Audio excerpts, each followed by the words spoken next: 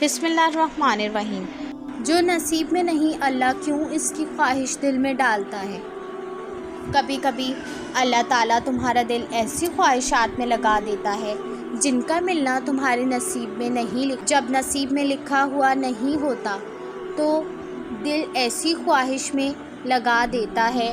کیوں اس چیز کو ہم سے اتنا فاصلے پر رکھ دیتا ہے کہ جتنا اسے پانے کی دعا کرتے ہیں وہ اتنی دور لگتی محسوس ہوتی ہے، کیونکہ اللہ تعالیٰ تمہیں اس مقام تک لانا چاہتا ہے جہاں صرف اس کے محبوب بندے ہوتے ہیں، وہ مقام جہاں تک اس کی رسائی نہیں ہوتی، وہ مقام جہاں تمہارا صبر، تمہارا توکل، تمہارے آنسو، تمہارے سجدے اور تمہاری عبادتیں تمہیں اس کا پیارا بنا دیتی ہیں، اور ہر کوئی تو اس کا پیارا نہیں ہوتا نا، اور تب تم اپنے لیے مانگتے مانگتے اس راستے پر چل پڑتے ہو جس پر وہ تمہارا منتظر ہوتا ہے۔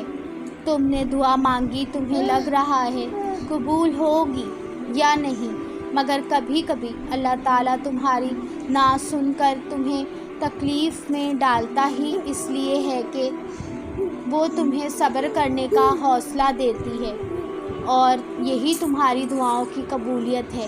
وہ بھی تمہیں دینے کے لیے راضی ہے، وہ بس تمہیں نہ چاہتا ہے بار بار۔ کبھی کبھی ہم انسان اس دیری کی مصلحت نہیں جان پاتے اور کہتے ہیں کہ اللہ کی طرف سے جواب نہیں آیا۔ ذرا سوچو، وہ مہربان اللہ تمہارا نقصان کیوں کرے گا؟ وہ کسی کا نقصان نہیں کرتا۔ اللہ مشکل میں کیوں ڈال رہا ہے؟ کبھی سوچا ہے کہ اللہ آپ کو مشکل میں کیوں ڈال رہا ہے؟ کیونکہ اللہ آپ کو کچھ دینا چاہتا ہے، اللہ کچھ سمجھانا چاہتا ہے۔ آپ بس سوچتے ہو سب کر لیا، ساری چیزیں کر لی، دعائیں وظیفے مانگ لی، مگر پھر بھی کام نہیں پا رہا۔ ضرور کوئی نیک کام پا تو آپ نے چھوڑ دیا ہے، یا کوئی ایسا غلط کام ہے جو آپ نے کرنا شروع کر دیا ہے۔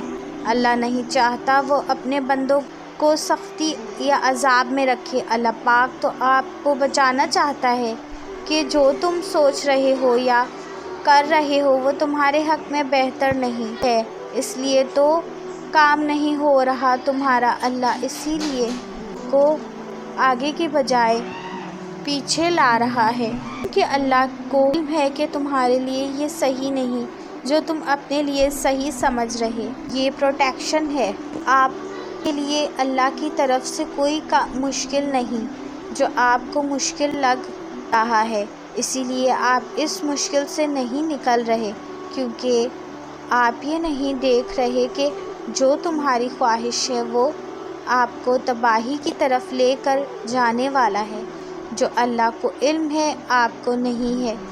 اصل میں آپ مشکل میں ہو ہی نہیں، بلکہ جو مشکل تم پر آنے والا ہے اللہ بچا رہا ہے آپ کو اس مشکل سے۔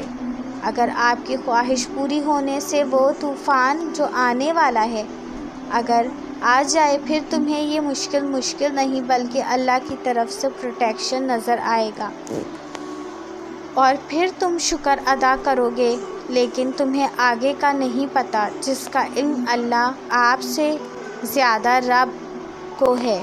اس لیے اس بات سے پریشان نہیں بلکہ خوش رہو کہ تم محفوظ ہو ان تمام آفات و مصیبتوں سے۔ خاموشی بھی بولا کرتی ہے۔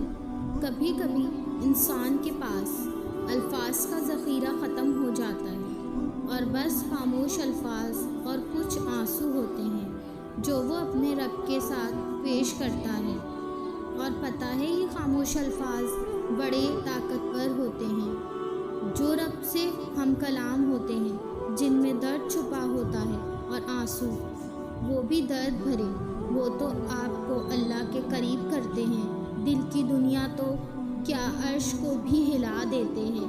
اللہ سے اپنا رابطہ اتنا مضبوط کر لو کہ اسے کچھ بھی بتانے کے لیے آپ کو الفاظ کا سہارا نہ لینا پڑے۔